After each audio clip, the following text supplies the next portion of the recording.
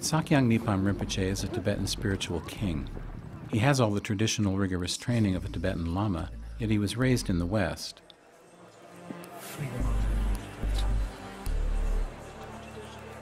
Step to the now. Free the mind of time. Step to the now. Do you want to do one more of what we last did before we do that? Sure, I can do that. The communist invasion of Tibet forced the Sakyong's father on a treacherous journey over the Himalayas to the safety of India. Many died along the way. The Buddhist teachings are the most precious part of Tibetan culture and life. Having lost everything, his father set out to find a new home for these teachings so they would continue into the future. I feel like my coming into this world was not accidental. It's a confluence of different lineages and cultures, but it's sort of at the center of it is really this vision of how do you have teachings and how do you have wisdom that can actually benefit the world now and in the future.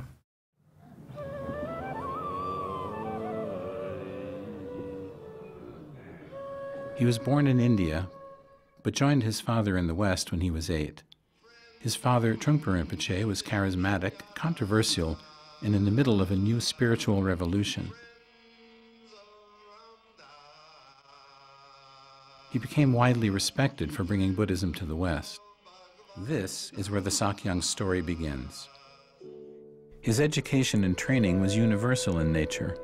From the ancient wisdom traditions of Tibet to adapting to North American culture, his life was a fusion of East and West. He said to me, I've done what I can, and now you need to do the rest. His father passed away when the Sakyong was 24 years old. Alone, and with little support, he was left to carry on the work his father had begun. What my father was trying to express was that it does matter what a society thinks about itself. A society can be based on the notion of human worthiness. This point gets lost so often.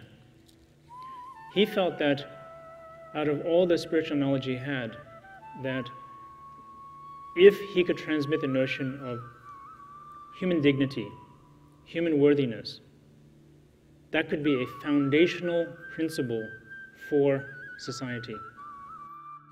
Sakyong Nipam Rinpoche has a strong conviction and confidence that all sentient beings, like you and I, ordinary, confused, neurotic, precious people like ourselves, had the absolute capacity to stay awake, to keep their hearts and minds wide open in even the most difficult of times. In these times when aggression and greed tip the balance of nature and society, can this uncommon king make a difference?